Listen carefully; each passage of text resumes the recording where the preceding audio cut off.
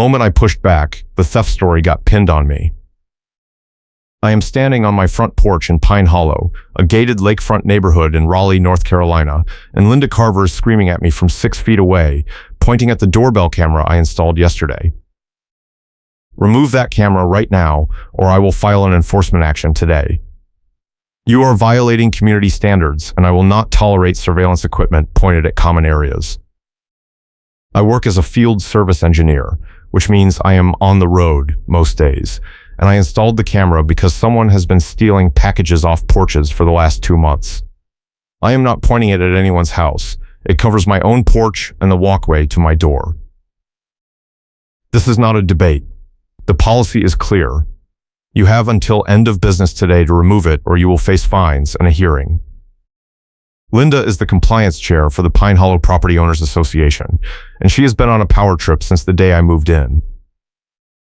She is middle-aged, always wearing a tan puffer vest and a black visor, and she carries a portable thermal printer in a shoulder bag so she can print violation notices on the spot. Right now, she is holding her phone on a gimbal, recording me from inches away, her face twisted with rage. I take a breath and stay calm. Show me the policy section that says I cannot have a doorbell camera on my own door. She does not even blink. Your timeline is irrelevant. I already told you it is a violation. Remove it or face the consequences. That line, your timeline is irrelevant, will come back to haunt her, but I do not know that yet. Right now, I just feel the knot tightening in my chest because my landlord is already nervous about HOA complaints, and if Linda files a lien threat, my lender could get dragged into this and I could lose my financing approval.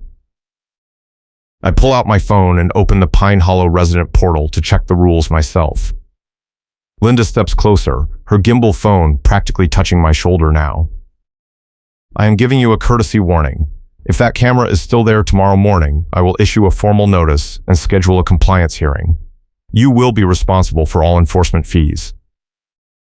She pulls the portable printer out of her bag, sets it on the porch railing, and prints a notice on the spot, the paper curling out warm. She hands it to me with a smug smile. The notice has my address, today's date, and a vague reference to surveillance equipment, but no specific policy citation. I fold it and put it in my pocket. I will review the policy tonight, and we can talk tomorrow. Linda leans in, her voice dropping to a hiss. You do not get to negotiate with me. This is not a debate. She turns and walks down the driveway, still filming over her shoulder with the gimbal phone, and I stand there feeling the weight of the situation settle on me. I need this camera. Packages have been disappearing from porches all over Pine Hollow for weeks, and I cannot afford to lose another shipment of work equipment. That night, I go through the Pine Hollow resident portal and read every line of the community standards document. There is no mention of doorbell cameras. There is a section about exterior modifications, but it only covers structural changes like awnings, fences, and landscaping. A doorbell camera is not even close to that category. I screenshot the relevant sections and email them to Linda with a polite note explaining that my camera is compliant. I go to bed thinking the issue is resolved. I am wrong. The next morning, I wake up to a dozen missed calls and a voicemail from Linda. Her voice is ice cold. You were seen on camera last night tampering with vehicles in the guest parking lot. A neighbor reported that you were opening car doors and going through personal property. I have forwarded the report to management, and I am recommending immediate enforcement action. Call me back immediately. My stomach drops. I was home all night. I did not leave my house after 9. I do not even park in the guest lot because I have an assigned spot in my driveway. I call Linda back, and she answers on the first ring. I reviewed the footage. You were clearly visible near the guest lot around midnight. A box of maintenance supplies was stolen from the clubhouse storage closet, and I have reason to believe you are involved. That is not true. I was home last night. I have timestamps on my own doorbell camera showing I never left. Linda cuts me off. Your evidence is fabricated. You installed an unauthorized camera, and now you are using it to cover your tracks. I am filing a formal complaint with the board and requesting your guest access be suspended pending investigation. This is insane. I did not steal anything. A torn mailer was found near your trash bins this morning. It matches the packaging from the stolen supplies. I have photographs. The line goes dead. I stand there in my driveway, my pulse hammering, trying to process what just happened. Linda is accusing me of theft.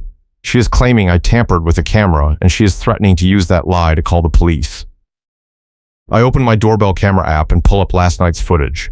The timestamp shows I was inside from 8:45 until this morning. There is no gap, no moment where I left the house. I save the footage to my phone and to a cloud backup. Then I drive to the Pine Hollow management office to file a countercomplaint. The office is in a small building near the main gate, and when I walk in, Linda is already there, standing at the reception window talking to the property manager, a woman named Jessica. Linda has a laminated policy sheet in her hand, and she is waving it in Jessica's face without letting her read it.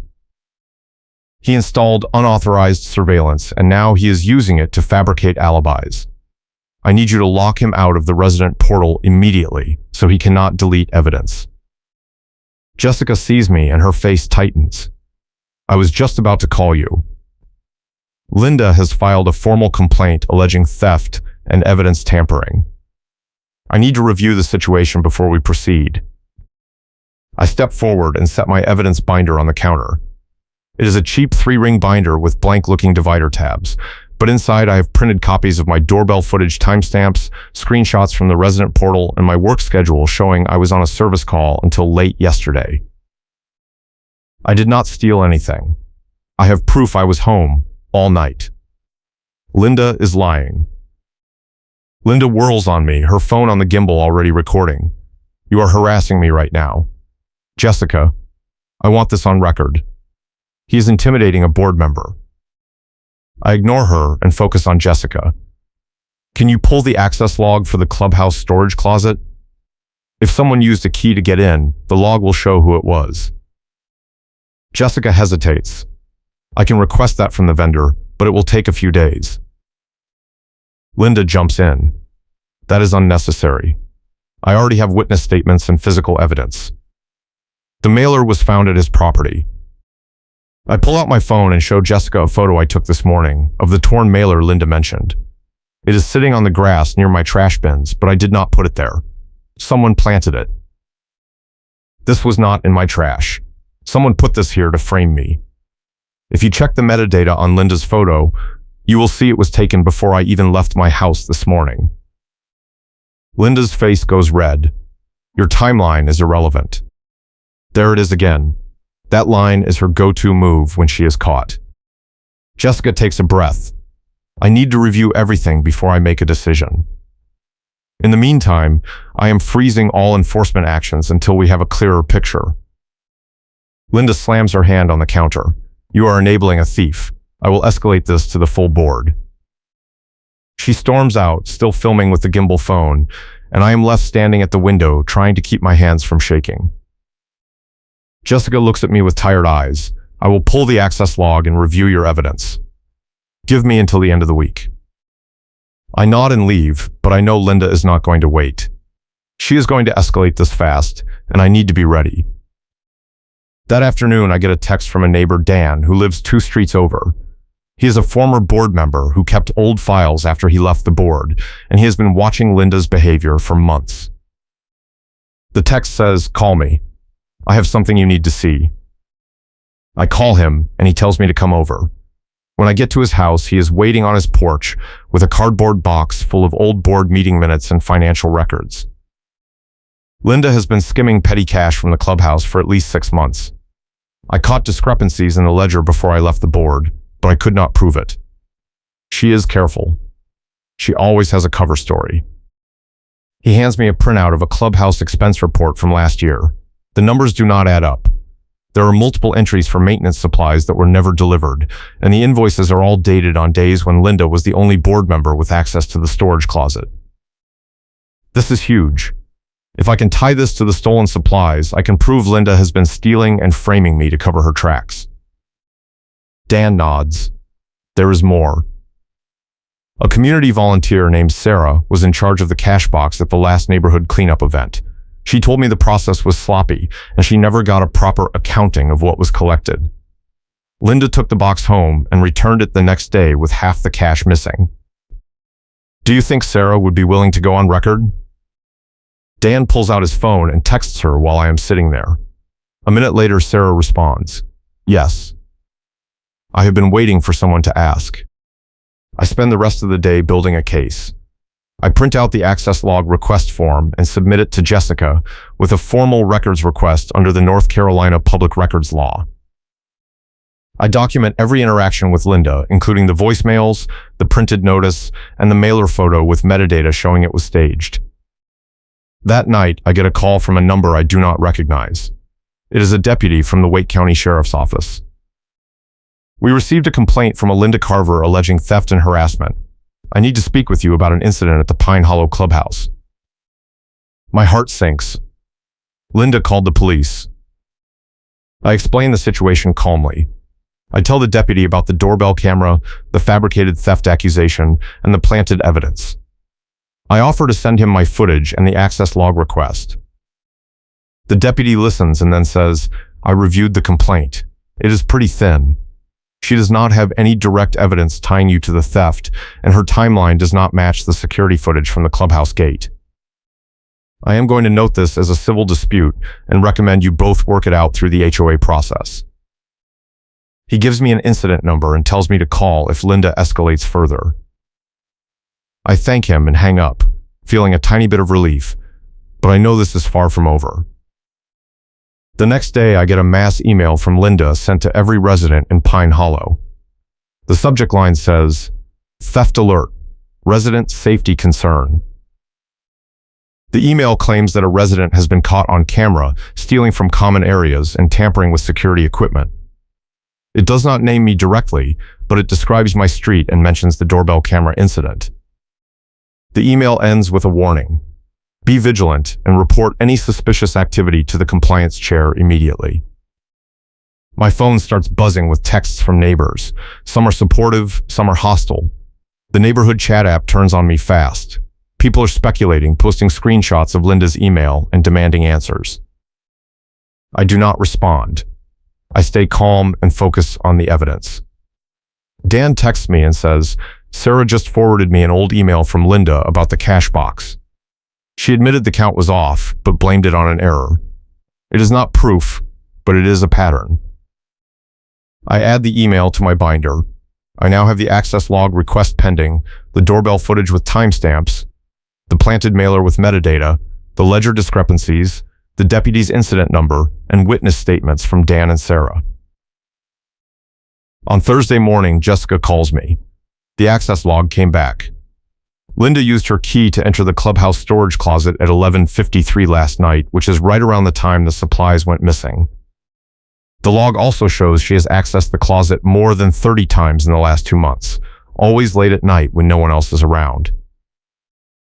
If you are enjoying this story, hit the like button and subscribe for more wild HOA drama. I feel the pieces clicking into place. Can you send me a copy of the log? Jessica hesitates. I can provide a summary, but the full log is restricted to board members. I remind her that I filed a public records request. Under North Carolina law, I am entitled to access any records related to enforcement actions taken against me. She sighs. I will send it to you by end of day.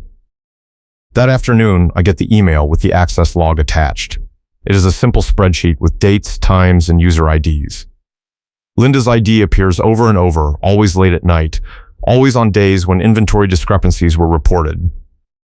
I forward the log to Dan and Sarah, along with a summary of the case.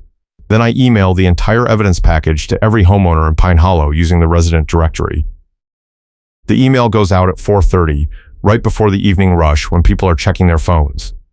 The subject line says, "Response to theft allegations, evidence attached." I keep it short and factual. I explain that I was falsely accused, that I have proof of my whereabouts, and that the access log shows Linda was the last person to enter the storage closet before the theft was reported. I include the deputy's incident number, the metadata from the planted mailer, and the ledger discrepancies Dan provided. I hit send and wait. Within 10 minutes, my phone is blowing up. Neighbors are replying with shock, anger, and support. Someone forwards the email to the full board. Another neighbor posts a screenshot to the neighborhood chat with the caption, "This is insane." Linda responds 30 minutes later with her own mass email. She claims I fabricated the access log, that the timestamps are unreliable, and that I am waging a harassment campaign against her. She demands that the board take immediate action to remove me from the community. But the damage is done. People are asking questions. The board president, a man named Tom, calls an emergency meeting for Saturday morning at the clubhouse. Friday afternoon, I get another call from Linda. Her voice is shaking with rage. "You just destroyed your own case. That email was defamatory and I am consulting an attorney. You will be hearing from my lawyer by Monday." I stay calm. Everything in that email is true and I have documentation to back it up. "If you want to sue me, go ahead. I will see you in court." She hangs up without another word. Saturday morning arrives and I drive to the clubhouse for the meeting. The parking lot is packed. It looks like half the neighborhood showed up. Inside, the room is set up with rows of folding chairs facing a table where the board members are sitting. Tom is at the center, looking exhausted. Linda is off to the side, her phone on the gimbal aimed at the crowd, recording everything. Tom opens the meeting by acknowledging the situation. "We are here to address the allegations and counter-allegations between Linda and one of our residents. I have reviewed the evidence submitted by both parties, and I want to give everyone a chance to speak." Linda stands up immediately. "I want to make it clear that I have been harassed, defamed, and threatened by this individual. He installed an unauthorized camera, fabricated evidence, and launched a smear campaign to deflect from his own criminal behavior. I am requesting the board take immediate action to remove him from the community and pursue legal remedies." Tom nods. "Thank you, Linda. Now I would like to hear from the other party." I stand up and walk to the front of the room. I keep my voice steady and my tone calm. I installed a doorbell camera on my own property to protect my deliveries. Linda claimed it violated community standards, but she could not cite a specific policy. When I questioned her, she accused me of theft and filed a false report with law enforcement. I have proof that I was home the night of the alleged theft, and the access log shows Linda was the last person to enter the storage closet before the supplies went missing. I hold up the evidence binder and flip to the access log page. The log is read out loud, and it points away from me. Linda's name is right there, timestamped at 11:53, minutes before she claimed the theft occurred. The room erupts. People are shouting questions at Linda. Someone yells, "Why were you in the storage closet at midnight?" Linda tries to respond, but her voice is drowned out. Tom bangs a gavel and calls for order. "Linda, do you have an explanation for the access log entries?" Linda pulls out her laminated policy sheet and waves it in the air. "This is a witch hunt. The access log is unreliable, and the vendor has a history of errors. I was conducting a routine inspection and I documented everything. I have photographs." Tom asks to see the photographs. Linda fumbles with her phone, scrolling through her camera roll, but she cannot find them. Her face goes red. I step forward and pull out another piece of evidence. I have a photo metadata detail that contradicts her claimed time. Linda claims she took photos of the storage closet at midnight, but the metadata on the mailer photo she sent to Jessica shows it was created at 7:30 in the morning, hours after the alleged theft. Sarah, the community volunteer, stands up from the back of the room. "I want to say something. Linda took the cash box home after the last cleanup event and returned it with half the money missing. She told me it was an accounting error, but I never got a proper reconciliation. The process was sloppy, and I have been uncomfortable ever since." The room goes silent. Tom looks at Linda. "Is this true?" Linda stands up, her voice shaking. "That is a lie. Sarah signed off on the count. I have her signature." Sarah shakes her head. "I signed a blank form because you told me you would fill it in later. I never saw the final count." Tom closes his eyes and takes a deep breath. "I am going to recommend the board freeze all enforcement actions until we can complete a neutral financial review. Linda." I am asking you to step down from the compliance chair role pending the outcome of the investigation. Linda explodes. You are siding with a thief over a board member. This is outrageous. I will not step down, and I will not be silenced. Tom stands up. This meeting is over. The board will reconvene next week to review the findings and determine next steps. Linda storms out, still filming with the gimbal phone, and the crowd starts to break up. Several neighbors come over to shake my hand and thank me for standing up to her. Dan pulls me aside. You did good. She is done. The following week, the board completes the financial review, and the results are damning. Linda has been skimming petty cash, falsifying expense reports, and using her access to the storage closet to steal supplies for personal use. The vendor confirms the access log is accurate, and there is no history of errors. The board votes unanimously to remove Linda from the compliance chair position and refers the matter to local law enforcement for investigation. Linda tries one last move. She shows up at the management office unannounced and demands that Jessica lock me out of the resident portal while the investigation is ongoing. Jessica refuses and tells Linda she is no longer authorized to make enforcement decisions. Linda is escorted out by security, and the vendor refuses to cooperate with any further requests from her. 2 weeks later, I get a call from Tom. The board has completed its review, and Linda has been removed from all leadership positions. The Pine Hollow Property Owners Association is issuing a formal apology to you, and we are freezing all enforcement actions until we can update our policies to prevent this from happening again. Additionally, Linda has been instructed to issue a public apology for the false allegations. The apology comes in the form of a mass email sent to every resident. It is short and clearly written by an attorney, but it is there in black and white. Linda admits the theft allegations were unfounded and acknowledges that her actions caused harm. She does not apologize for the harassment, but the fact that she had to send the email at all is a victory. The funny karma moment comes a few days later. A neighbor forwards me a doorbell camera clip from the night of the alleged theft. The clip shows Linda walking to her car carrying a box of light bulbs and maintenance supplies, the exact items that were reported stolen. Linda claimed she never touched the item, but the timestamp and the visual evidence prove otherwise. I forward the clip to Tom and to the deputy who took my original report. The deputy opens a formal investigation, and Linda is eventually charged with petty larceny and filing a false police report. The HOA freezes enforcement actions until a neutral review is completed, and the board implements new policies requiring dual authorization for access to storage areas and independent audits of all financial records.